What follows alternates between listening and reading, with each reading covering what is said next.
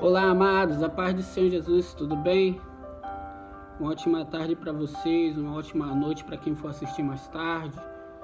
Enfim, que Deus abençoe a todos vocês e seus familiares. Amados, eu gostaria de deixar algo que Deus ele ministrou ao meu coração por esses dias. Algo que tem falado muito ao meu coração.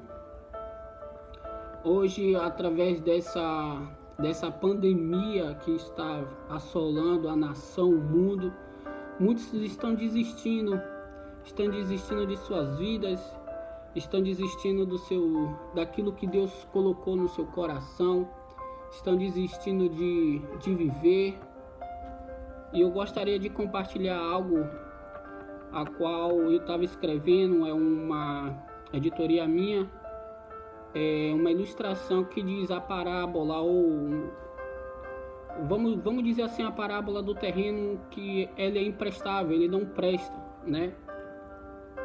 Que diz assim: havia um terreno à venda e ninguém queria comprar. Todos iam, olhavam, riam, balançavam a cabeça, diziam que não prestava para nada, que não daria fruto, que o terreno era declinado, desnivelado, tantas coisas, mas tanta coisa falava-se desse terreno,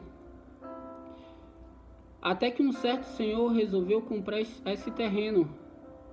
Ele e a sua esposa, também já senhora, eles iam até este lugar e ficavam embaixo de uma única árvore, contemplando. Depois, com suas poucas forças, mas com a sabedoria, ele começou a tirar as pedras enormes, começou a arrancar as raízes velhas, secas, as ervas daninhas, as plantas, os matos, né, que não prestavam. O sol descendo, as tardes ensolaradas. E aquele senhor, ele tomava fôlego e não desistia, e continuava, limpava, passando dias e dias, meses, quase pensando em parar. Ele pensou em desistir, achando que o que as pessoas estavam falando tinha razão, que verdadeiramente aquele terreno não prestava. Mas a sua esposa, ela encheu ele de força. Ela disse para ele não parar e não desistir. Disse: você consegue, meu bem. Então ele tomou força e conseguiu limpar aquele terreno todo por fim. Deixou a terra respirar por causa das pancadas do dia a dia, né? E logo ele começou a plantar frutos, flores, árvores frutíferas, plantas. Ele e sua esposa, com muito esforço, dedicação, carinho e amor, começaram a molhar aquele terreno, molhar aquelas plantas e começaram a crescer. O terreno começou a tomar forma, começou a tomar beleza, começou a tudo enverdecer. Enfim, começaram a sair alguns frutos, um belo pomar, e o lugar se tornou lindo, se tornou um lugar muito agradável, onde todos que passavam não acreditavam que aquele terreno que era um terreno que ninguém queria, que muitos desprezavam, que muitos achavam que não tinha valor nenhum, que muitas propostas foram, descartadas. Mas aquele senhor, ele viu potencial naquele terreno. Enfim, muitos tentaram negociar aquele terreno agora, tentando trocar por imóveis, trocar por carros, comprar aquele terreno na mão do senhor. Mas ele disse que não vendia aquele terreno. Ele disse que não alugava, pois só ele sabia o quanto foi doloroso, o quanto foi esforçado, o quanto ele se dedicou para que ficasse daquela forma. Assim, ele, juntamente com sua esposa, fez um lindo chalé, e todos os dias eles estavam ali, sentados, contemplando a beleza daquele lugar, ele juntamente com a sua esposa, todo final de tarde ele estava ali, olhando as flores, olhando os frutos e se alegrando através do trabalho que ele teve com muito esforço. Ele conseguiu vencer com muita dedicação, amor e carinho. Amados, essa é uma ilustração a qual o Senhor botou no meu coração. E não é diferente na minha vida nem na sua vida. Às vezes o Senhor acha a gente como uma terra sem forma, seca e vazia. Às vezes o Senhor acha a gente como um terreno seco, um terreno cheio de pedras, que muitos aí fora estão olhando, estão dizendo: ei, este jovem não serve para nada, esta jovem não vai dar em nada, aquele homem não vai sair dos vícios, aquela mulher não vai deixar de ser adúltera, aquele homem não vai deixar a pornografia, a prostituição. Muitos estão por fora criando uma imagem minha e sua, aonde o Senhor ele vê muito potencial, como esse Senhor ele viu potencial nesse terreno. E o Senhor, com todo carinho e todo amor, ele nos chama para perto dele, para que venha ser tirado cada pedaço do nosso eu. Às vezes aquelas pedras grandes chamado orgulho na nossa vida, às vezes aqueles pedregulho enorme chamado soberba, às vezes aquelas pedras médias chamada incredulidade, às vezes aquela gota de amargura, às vezes aquele tronco de infidelidade, às vezes aquela raiz plantada de ódio. E o Senhor começa com tanto carinho, tanto esforço a tirar tudo isso de nossas vidas. Às vezes achamos que não tem jeito, às vezes até nós mesmos achando que não dá certo, que o que o Senhor está fazendo não vai acarretar em nada. Mas o trabalho do Senhor em minha vida e na sua vida é a longo prazo. Todo dia Ele está trabalhando, todo dia Ele está tirando coisas minuciosas da minha e da sua vida para acrescentar algo da parte dEle, algo que venha frutificar, algo que venha florescer. E o Senhor quer depositar amor, o Senhor quer depositar dedicação, o Senhor quer depositar aleluia, dons. Deus quer depositar o Espírito Santo. E eu trouxe algumas referências que na Bíblia tem dizendo, lá em Gênesis 3, Deus ele não desistiu de Adão e Eva. Mesmo quando Adão e Eva eram os únicos na terra, eram imagens e semelhança de Deus. Mas por desobediência, por ouvir a serpente, a Eva, ela comeu do fruto e deu ao seu esposo, e os dois desobedeceram. E os dois se abriram os olhos e ficaram nus, e reconheceram que eles estavam já contaminados. Mas o Senhor, ele não desistiu de Adão e nem de Eva. Aleluia! Lá em Êxodo 2, Deus ele não desistiu de Moisés, mesmo Moisés cometendo um assassinato, mesmo Moisés tendo aprendido coisas do Egito, mesmo Moisés fugindo, mesmo Moisés dizendo para o Senhor que ele era pesado de língua, mesmo quando Moisés feriu a rocha, mesmo quando Moisés ele disse que queria a morte, mas o Senhor ele não desistiu de Moisés. Aleluia! E o que dizer de Gideão? O Senhor acreditou em Gideão. O Senhor não desistiu de Gideão. Mesmo ele se sentindo mais fraco, mesmo ele se achando menor e com menos condições, está lá em Juízes 6. Mas o Senhor ele não desistiu de Gideão. E Deus ele acreditou em Gideão até o fim. Deus ele não desistiu de Jó. Mesmo quando Jó ele se sentia um caco, ou ele se sentia um nada, ele só tinha um caco de telha para se coçar, para aliviar suas dores.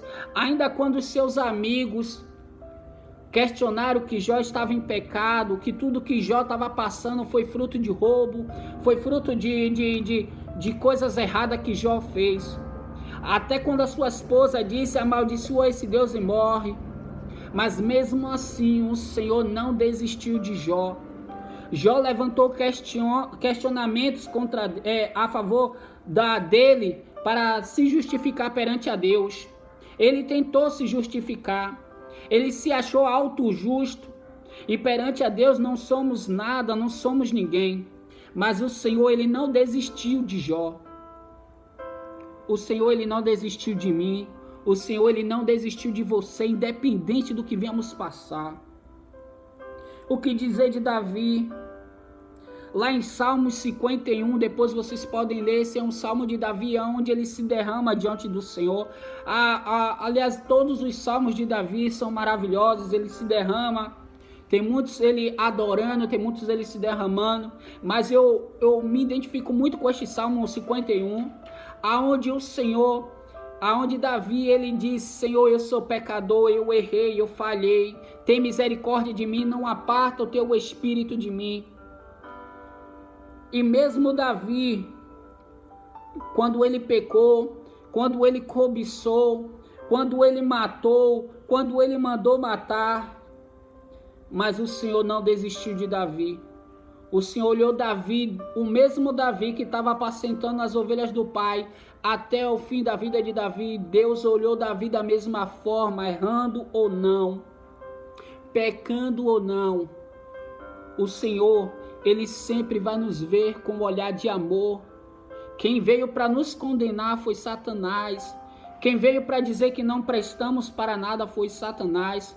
Quem veio para nos julgar, para nos condenar, foi Satanás. Pois o Senhor, Ele nos olha com um olhar de amor e misericórdia. Jesus, Ele não desiste. Jesus, Ele não desiste nem de mim. Jesus, Ele não desiste de você. Jesus, Ele não desistiu dos discípulos. Jesus, Ele não desistiu dos leprosos. Jesus não desistiu das prostitutas. Ele não desistiu dos ladrões. Ele não desistiu dos doentes, nem dos mortos. Jesus desistiu quando Lázaro estava morto. E o Senhor foi lá e fez o ressuscitar. Você está entendendo a dimensão do amor do Senhor para a sua vida e para com a minha vida? E para deixar não só nas minhas palavras, através do que foi falado, através dessa parábola, dessa ilustração, vamos lá no cego de Jericó, onde se encontra em Lucas 18. Lucas 18, a partir do verso 35, que diz assim: aconteceu que chegando ele perto de Jericó, estava um cego assentado junto do caminho mendigando. E ouvindo passar a multidão, perguntou o que era aquilo. E disseram que Jesus o Nazareno passava. Então clamou, dizendo: Jesus, filho de Davi, tenha misericórdia de mim. E os que iam passando repreendiam para que se calasse. Mas ele clamava ainda mais: Filho de Davi, tenha misericórdia de mim. Então Jesus parou, mandou que o trouxesse. E chegando ele perto, perguntou-lhe, dizendo: que queres que eu te faça? Ei, aquele cego, ele não desistiu. Ele não desistiu de clamar por Jesus. Ele viu a oportunidade ideal. Ele ouviu o alvoroço e viu que estava acontecendo alguma coisa, mesmo não enxergando. Você não está enxergando, mas o Senhor está passando agora próximo de você, ou quem sabe Ele está aí com você.